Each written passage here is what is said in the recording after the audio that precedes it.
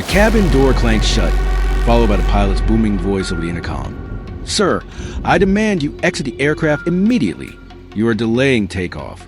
The sound of heavy, expensive leather rubbing against itself suggested the chairman was still seated, calmly. A quick, sharp text message pinged from a secured satellite phone, initiating immediate suspension of flight $/text $407 crew. Then, a calm, deep voice, the chairman's, spoke to his head of security, who was sitting 2 rows back. "Access the cockpit frequency. Tell the captain he is currently under review for aggravated corporate misconduct. And tell him I am the reason this plane isn't moving." The sound of the cockpit door handle clicking open, signaling the pilot's terrifying realization, was a prelude to the inevitable crash of his career. The setting was a luxurious, quiet cabin of a long-haul flight's first-class section on a major international airline, Global Skies Air. Elijah Vance, a black man in his late 30s dressed in an impeccable, understated suit, was seated in the first row, quietly reviewing complex financial documents on his tablet. He was not just a passenger. He was a newly appointed, majority shareholder-approved chairman of the board for Global Skies Air, flying incognito on his first official assessment trip. The confrontation began just as the cabin doors were secured. The flight's pilot, Captain Richard Thorne, a man with a reputation for casual, unchecked authority, walked out of the cockpit, scanning the first-class cabin with immediate suspicion upon seeing Elijah. "Sir, excuse me, you cannot be sitting there," Captain Thorne announced loudly, pointing a harsh finger directly at Elijah. "I need to see your boarding pass right now. This seat is reserved for an executive. You clearly belong in the back of the aircraft." The injustice was blatant. Elijah was a victim silently hurt by the hostile assumption of class and fraudulent behavior, based purely on his complexion. The ominous hint of future reversal was a tablet Elijah was holding.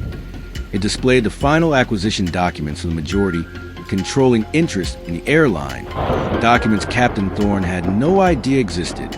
Fresh, unique opening style. Focus on the public authority of the pilot versus the silent, absolute authority of the chairman. Captain Thorne, bolstered by his perceived operational authority over the entire aircraft, stood over Elijah, demanding compliance. Elijah calmly reached into his inner suit pocket and produced his first-class boarding pass, a platinum-level ticket with the highest corporate codes. "Captain, I am in the correct seat. Here's my pass." Captain Thorne snatched the pass, examining it with aggressive scrutiny. "This code looks suspicious. This seat is reserved for the Global Skies Group chairman. That's a corporate designation. You are clearly not the chairman. Are you trying to steal an upgrade? That's federal fraud." The aggressive assumption of fraud, designed to publicly discredit and displace Elijah, was a clear act of discrimination. Elijah suffered emotionally. He felt the cold sting of his position being dismissed, and the humiliation of being accused of lying to occupy a space he rightfully owned. He realized Captain Thorne's arrogance was a serious liability to the brand he was about to control. "Captain Thorne," Elijah said, his voice dropping slightly, laced with the steel of corporate finality, "I am warning you. This incident is now being recorded and monitored by corporate security. You are interfering with a crucial business assessment. I suggest you return to the cockpit." Thorne scoffed, tearing the boarding pass in half and throwing the pieces onto Elijah's lap. "You're threatening me? I'm the captain. I have the final say. You are not flying on my aircraft. I demand you leave first class immediately, or I will call ground security to drag you off." Silent strength added instead of arguing. Elijah slowly reached into his other pocket and pulled out a plain, official-looking business card. It wasn't a chairman ID, but an access card for the Global Skies Air Executive Lounge Network. He slid the card into the slot of his seat's entertainment console. The console screen, which had been off, instantly booted up to display the full internal manifest of the plane, a manifest only the highest executives could access. This small, non-verbal act of dignity was his quiet promise that he would endure the abuse but use his network to enforce institutional consequence.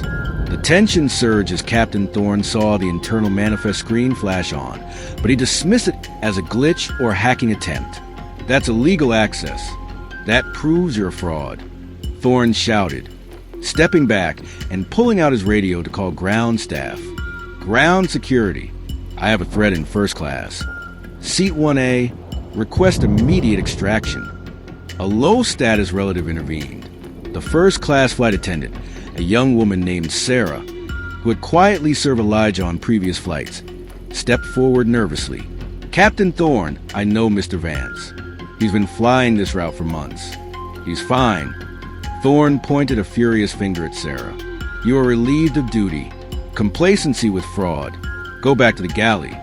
Sarah, fearing the loss of her lucrative job, retreated in silence, silencing the low-status intervention. Thorne was triumphant. He waited by the main door for security to arrive.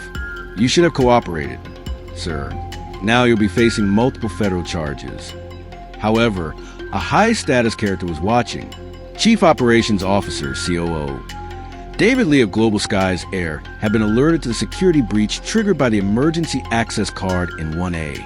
He immediately accessed the flight's live cockpit camera feed to see who was using the chairman's credentials. COO David Lee started paying attention. The public humiliation was complete.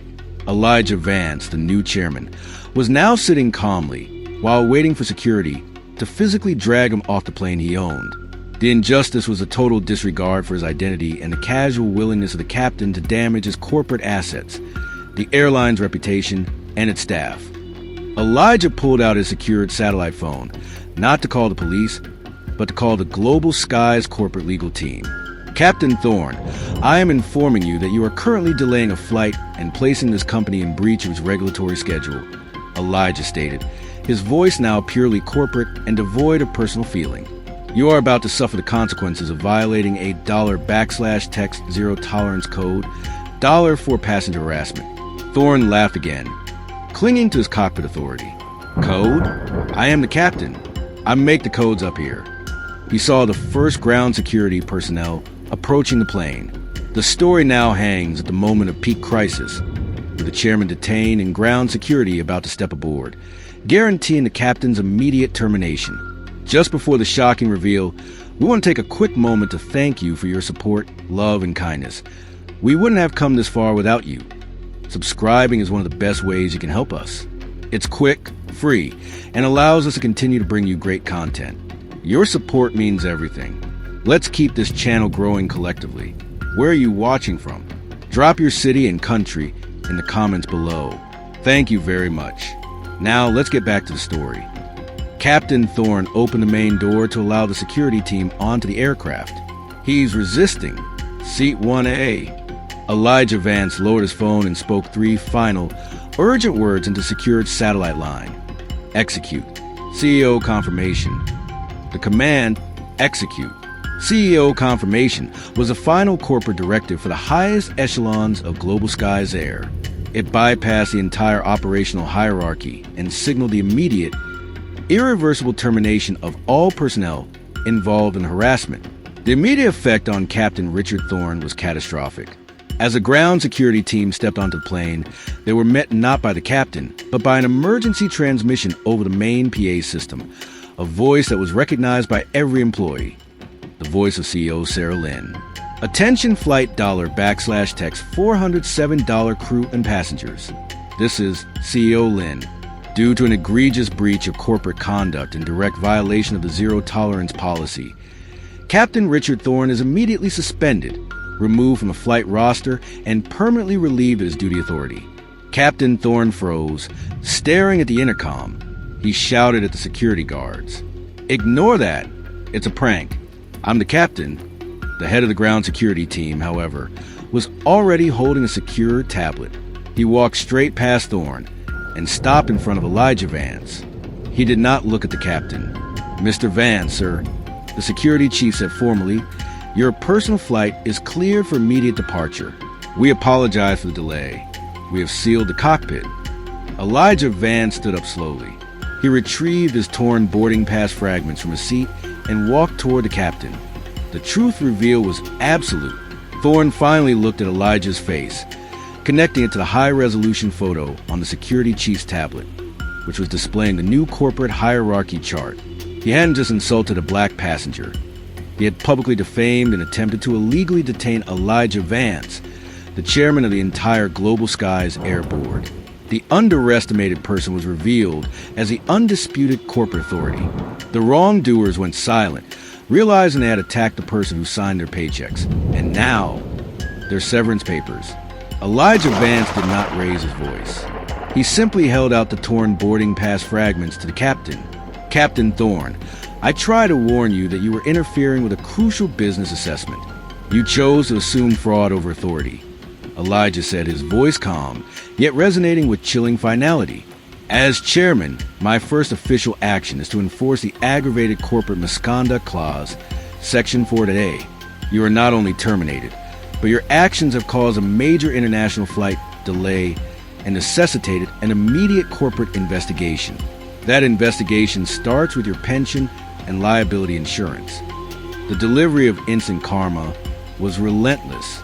The legal and financial implications were ruinous. The mention of the pension was the most painful blow, wiping out decades of service over a moment of prejudice. The CEO, Sarah Lynn, then walked onto the plane herself, passing the distraught captain without a glance. She approached the remaining crew. As of this moment, Captain Thorne's security clearance is revoked. He is to be escorted off his aircraft and taken directly to Human Resources, where he will be issued his final, non-negotiable termination notice. CEO Lynn announced, ensuring the public humiliation was absolute in front of his crew and the other first-class passengers. Captain Thorne stood utterly broken, watching his entire career and his retirement security vaporized because he refused to believe a black man could occupy the highest seat of power in his company. The security guards gently but firmly guided the protesting, sputtering captain off the plane. Elijah Vance walked back to his seat, picking up his secure tablet. He then addressed the first-class flight attendant, Sarah, who had nervously tried to intervene. Sarah, your loyalty and courage in attempting to defend a passenger, even when threatened with termination, are exactly the values this company will now uphold, Elijah announced. You are promoted to first-class cabin supervisor immediately. This crucial act of corporate justice demonstrated the immediate reward for ethical conduct. Elijah felt a profound emotional release. His professional goal wasn't just to take ownership. It was to eliminate the very kind of unchecked prejudice that had targeted him. His quiet endurance had led directly to this institutional house cleaning. His dignity was fully restored by resuming his mission. His first official corporate act was to eliminate the source of the injustice, using his absolute authority as chairman. The plane now needed to be refueled and the crew replaced, but the integrity of the company had been saved. Elijah Vance settled into a seat, watching the new, highly professional pilot team arrive to take over flight.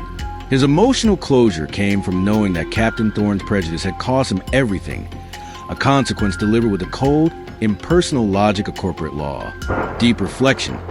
Elijah realized the greatest irony was that Captain Thorne thought his uniform and pilot's license gave him ultimate authority, but his authority was merely delegated, while the chairman's authority was owned. Prejudice is a massive liability in a diverse global market, and when the person you target has the power to define the entire market, the result is not just a loss of a job, but a professional execution. The calm ending was the sound of the plane's engine smoothly spooling up again, signaling the flight was finally ready for takeoff, no longer crippled by the weight of prejudice. Elijah smiled faintly, the torn boarding pass still clutched in his hand, a memento of his first day on the job as chairman.